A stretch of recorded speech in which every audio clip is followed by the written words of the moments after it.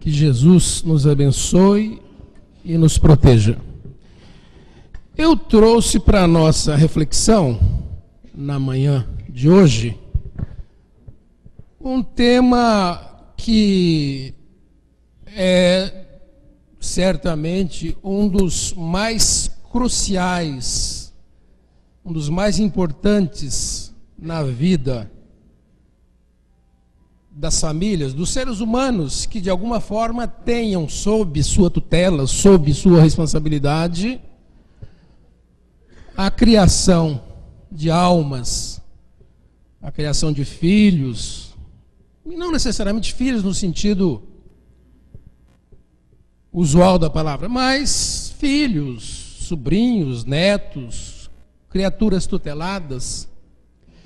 E nesse aspecto, se é uma das mais cruciais responsabilidades para todas as religiões, para todas as instituições, para o Espiritismo é mais ainda assim entendido, porque o Espiritismo leva em conta a questão da anterioridade das almas. Se é fato que todas as religiões propugnam, pregam, admitem a posterioridade da vida, a vida além da morte, a vida além do túmulo, o Espiritismo vai além, porque propugna, porque admite, porque advoga a anterioridade das almas. E se admite a anterioridade das almas, admite que os nossos filhos, ou estes seres sob nossa responsabilidade, não nasceram no berço, não são nossas criaturas, são apenas tutelados. E há uma página que de vez em quando eu costumo trazer para reflexão minha, pessoalmente, com a minha esposa e meus filhos, mas quando posso, trago para as casas espíritas, para que reflitamos, para que a gente possa analisar a importância da disciplina, da conduta, do empenho, do zelo, do carinho, da atenção, do compromisso, da responsabilidade dos pais para com os filhos. E considerada essa anterioridade, considerado o fato das nossas vidas pregressas, pretéritas, cada alminha que se tem em casa, cada espiritinho que nasce em casa, tem com as suas idiosincrasias deles e dos pais, sua forma de pensar, de agir, de raciocinar, de aceitar, porque eles têm uma história pregressa, têm uma história de vida que os antecede nessa vida. De maneira que criar filhos, criar sobrinhos, netos, ou quais sejam as nossas responsabilidades, é tarefa sempre difícil. Nenhum de nós que temos filhos ou tutelados é capaz de criar da mesma forma, do mesmo modo, com a mesma metodologia, porque cada ser é um ser.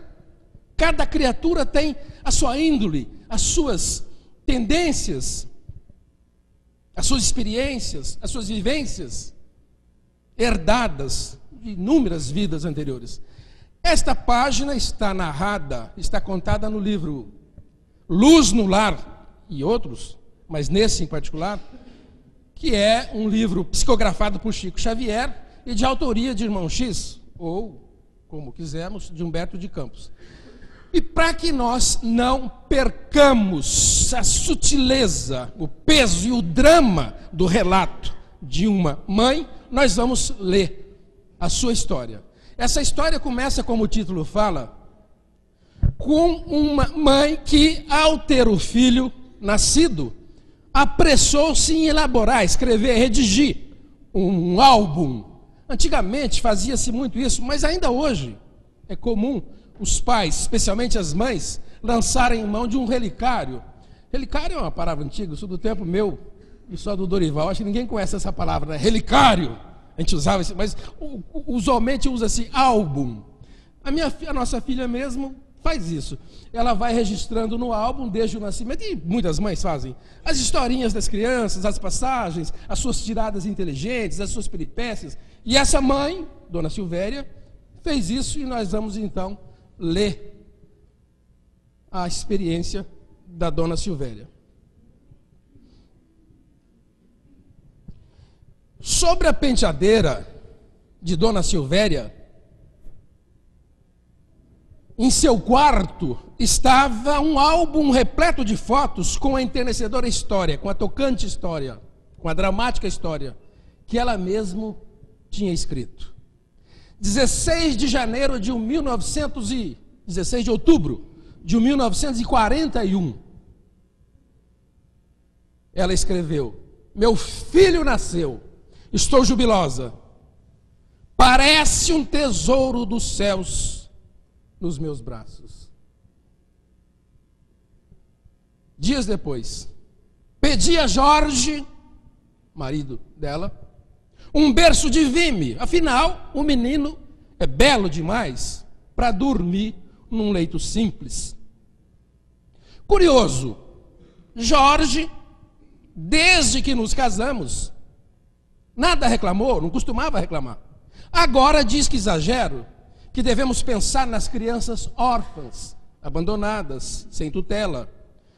Ora, Jorge está ficando sovina, isso sim. Dezembro de 43, o garoto teria aí, portanto, 2 anos, né?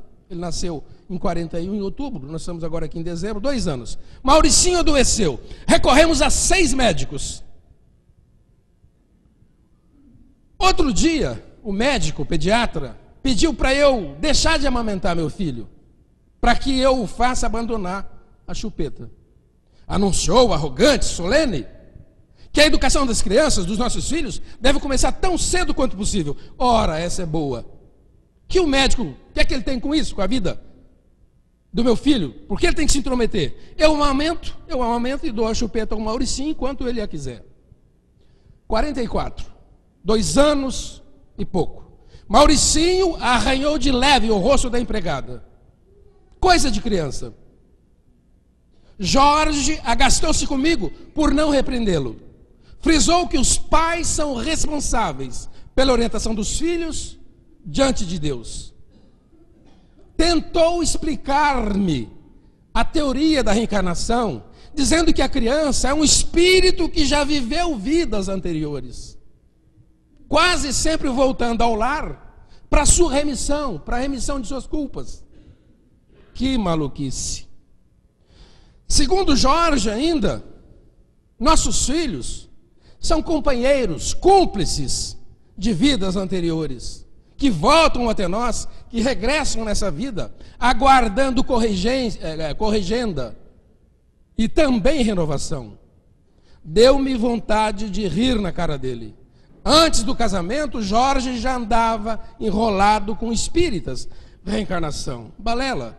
Chega um momento de nervosismo e a criança, nervosa, inquieta, chora. Será justo fazer um drama, um escândalo, por coisa tão simples?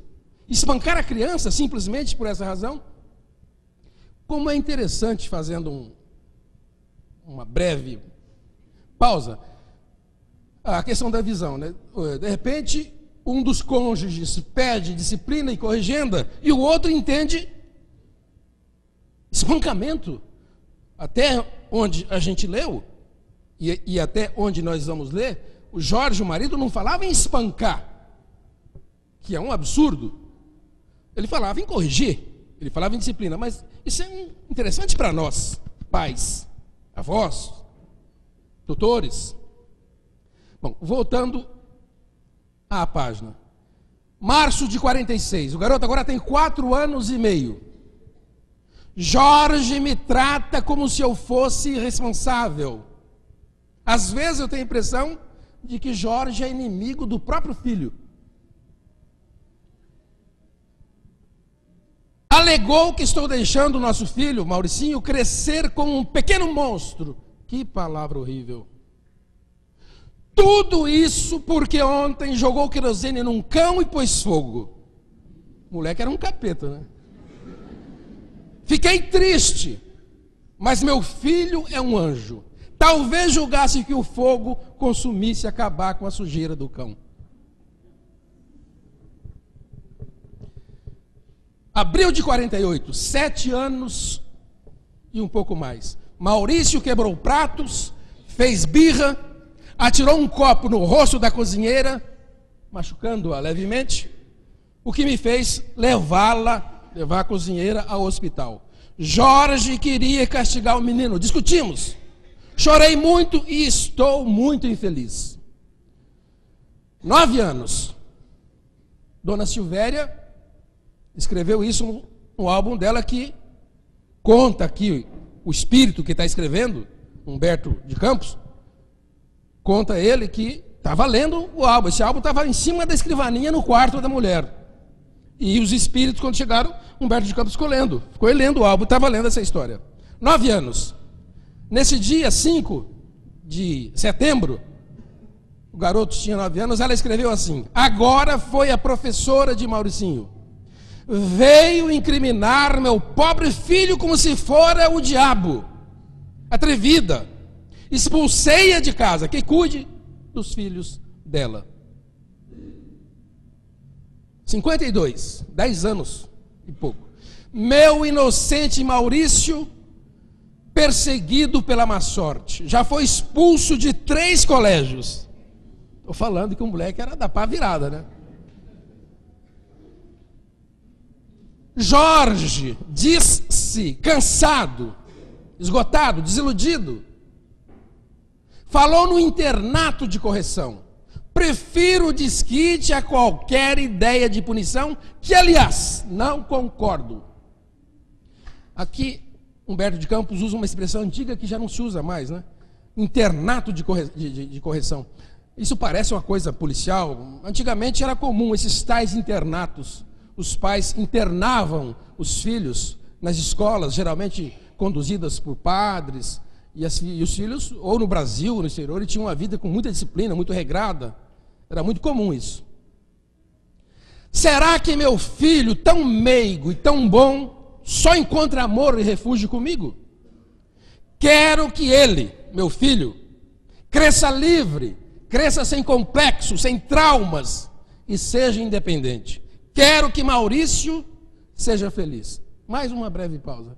É o que todos nós pais queremos, né? Que os nossos filhos cresçam sem essas doenças de perturbação do seu psiquismo no futuro, para que não sejam adultos complexados, castrados.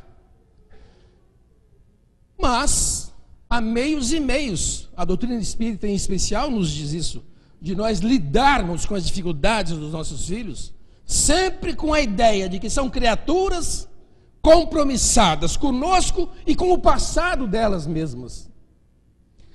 Eu tive um colega de faculdade que dizia muito isso, que ele não traumatizaria o filho dele. Eu não, nosso filho não, vai crescer quase essa história, só que lá no caso era um pai, amigo meu, aliás, do qual eu e Maria fomos padrinhos de casamento. O molequinho tinha uns 6 anos, ele falou isso um dia: olha, meu filho não vai crescer com trauma. E eu, como tinha muita amizade com ele, até porque tinha sido orientador dele na faculdade, além disso padrinho, um dia eu falei: olha, cuidado, se você não quer traumatizar seu filho, o seu filho vai acabar traumatizando a vizinhança inteira. O bicho, o pai que quer poupar, os pais que querem poupar muito o filho de traumas, acaba levando trauma aos filhos, aos vizinhos. Aliás, esse garoto, eu já devo ter contado isso aqui, com essa idade de 6 anos, um dia os pais, esse casal do qual eu e Maria fomos padrinhos de casamento, um dia os pais chegam em casa, moravam aqui na Vila Ercília. Chegaram em casa e viram na varanda da casa 2 malas de roupa, 2 malas, aquelas malas antigas. Então ele pergunta para a esposa: ué, que é isso? Nós vamos viajar? Você? Não, ela disse: eu não fiz mala nenhuma. Ué, mas o que está acontecendo? Eles abrem a porta e vê o garotinho. Porque é muito comum nessa fase, hoje acho que nem tanto, a vida hoje é muito rica, muito ampla de oportunidades, mas no nosso tempo antigo, era muito comum os filhos munirem-se de um arroubo de liberdade e dizer: vou embora de casa. E os pais, quando queriam afligir os filhos, diziam: pois então que vá com Deus. Aí o moleque levava aquele susto e via aquele mundo imenso, aberto, a experiência dele, ele voltava para dentro de casa e aprendia a lição.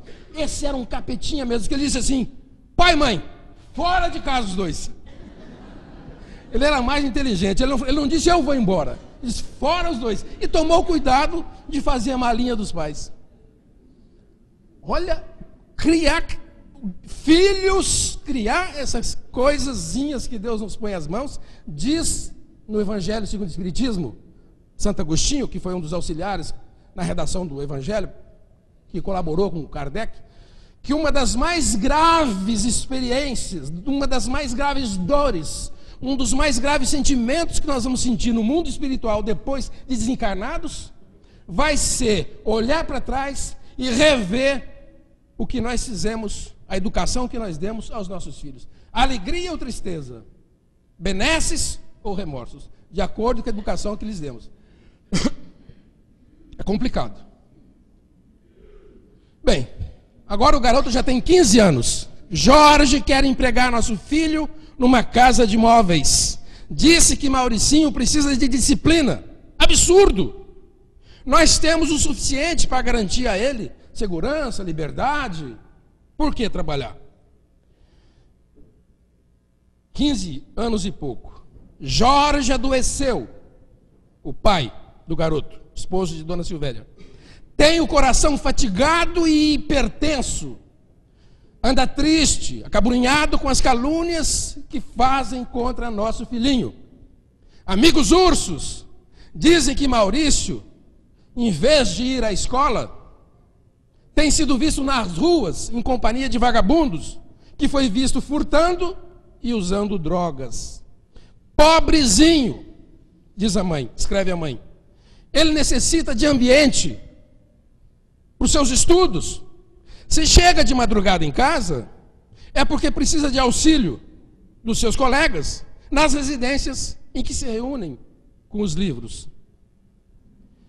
16 anos. Jorge ficou irado porque exigi dele a compra de um carro como presente de aniversário para Maurício. Brigou, xingou, mas cedeu. 59, 18 anos. Estou desesperada. Jorge desencarnou.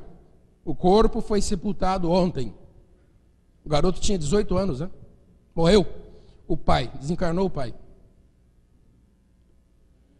Morreu dominado, movido pela paixão, pelo desgosto, diante da veemência do delegado policial que acusava Mauricinho de estar contrabandeando, vendendo drogas.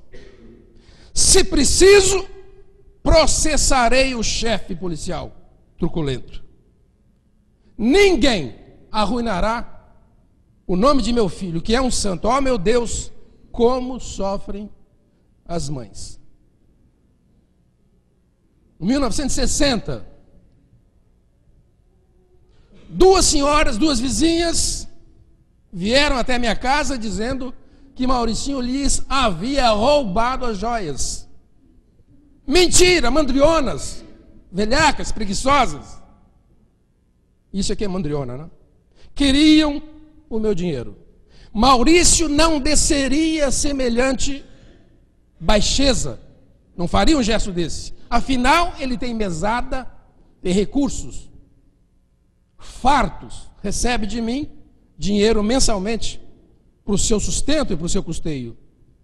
Se elas voltarem, se as duas chantagistas voltarem, vão conhecer as providências da lei. Em 1961, o garoto está com quase 20 anos. Um homem. Noel, velho amigo, voltou a acusar o meu filho com a mesma arenga, com a mesma cantinela. Maurício na maconha, Maurício no furto, Maurício roubando. Agora veio dizer que Maurício falsificou um cheque, falsificou a letra dele num cheque. Mentira! Não permitirei que meu filho sofra. Não admitirei que levantem a voz contra meu filho, que não será escravo de ninguém. 19 anos e meio. Noel, velho amigo, voltou a acusar meu filho. Opa, estou lendo, né? Estou revoltada. Nesse ponto, escreve agora Humberto de Campos. A senhora Dona Silvéria parou de escrever, encerrou o álbum, e agora quem começa a falar é o espírito, Humberto de Campos, que havia chegado na casa dela e encontrado esse álbum sobre a escrivaninha, sobre a prenteadeira. E ele então começa a falar. Nesse ponto terminavam as confidências, terminava o relato, a história que Dona Silvéria tinha escrito, ou vinha escrevendo no seu álbum, consoante a experiência que tinha com o filho. Seu corpo, o corpo de Dona Silvéria, estava ali ao lado da penteadeira, inerte e ensanguentado. Diante de nós, os espíritos desencarnados que havíamos sido chamados para assistir a família. Acabara de ser assassinada pelo próprio filho, obsidiado e desesperado por receber a herança da mãe. Mas não sem antes, numa salinha ao lado, ao telefone, ligar para a polícia, engendrando o plano, a armação, a mentira, a farsa, de que a mãe tinha se suicidado.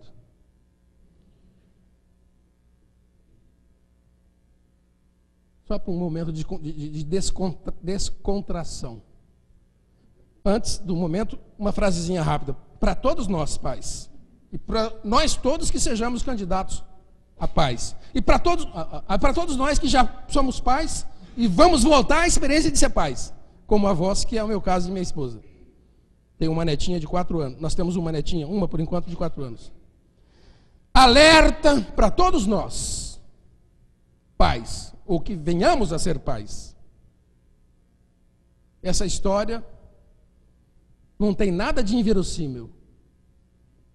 Quantos de nós já não nos deparamos por relatos de amigos ou por meio da imprensa de pais assassinados pelos filhos? Um dos casos mais dramáticos, é até triste comentar, porque a gente não está ajudando a moça com nada, mas só para lembrar, o caso daquela moça que com o namorado entrou na casa dos pais, numa mansão em São Paulo, e matou o pai e a mãe na cama. É uma moça que está presa, uma moça que se chama Susana Richthofen. Mas esse caso dela é um dentre, talvez, dezenas de outros casos, e de outros tantos que nós nem tomamos conhecimento. Às vezes a gente incorre no equívoco de dizer que os filhos são assim porque não foram educados. Não é verdade. O que é verdade é que, se não educados, possivelmente incorrem nesse tipo de erro. Mas não quer dizer, por outro lado, que mesmo educados não venham incorrer. Esses espíritos têm livre-arbítrio, têm vida própria, têm experiência própria. É certo que a nossa omissão pode levá-los ao desastre. Mas não é certo que os filhos que vão aos desastres tomem essas atitudes em decorrência da omissão dos pais. Quantos de nós, os mais velhos sobretudo, sabemos de pais que se batem, que se doam ao extremo em favor dos filhos, com educação, com ciência, de forma correta, com disciplina, e mesmo assim os filhos se perdem. Eu tive uma conhecida, uma vizinha, eu e minha esposa, que tinha um filho, por isso que é perigoso botar nome evangélico, nome bíblico nos filhos. Meu pai, por exemplo, me pôs o nome de Eurípides, em homenagem, meu pai era espírita quando eu nasci, em homenagem ao Barçanufo. Mas meu pai correu um risco muito grande. Eu não sou, até que não sou dos piorzinhos, mas é cheio dos defeitos. É um perigo. E essa mãe vizinha botou o nome no filho, o pai de Jesus. E o moleque era um capeta. Ele sumia, o molequinho tinha lá 10, 12 anos, sumia, a mãe não achava, ninguém achava. Ela, quando cansava de procurar, botava a cabeça no mundo e falava assim: Jesus, seu desgraçado, onde é que você está? Ninguém sabia se era culto, se era o que era aquilo. Ficava É preciso tomar cuidado.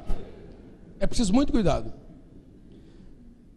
Eu tenho um casal, tive, que ele é desencarnado, a Maria de Lourdes talvez se lembre, o Luiz Carlos deve ter conhecido, de senhores em Andiara, um espírita extraordinário, o senhor Adélio. Ele botou o nome num dos filhos de Allan Kardec, mora aqui em Catanduva, é um grande espírita, atuante batalhador. E no outro botou o nome de Rivail, que é o nome real de Allan Kardec.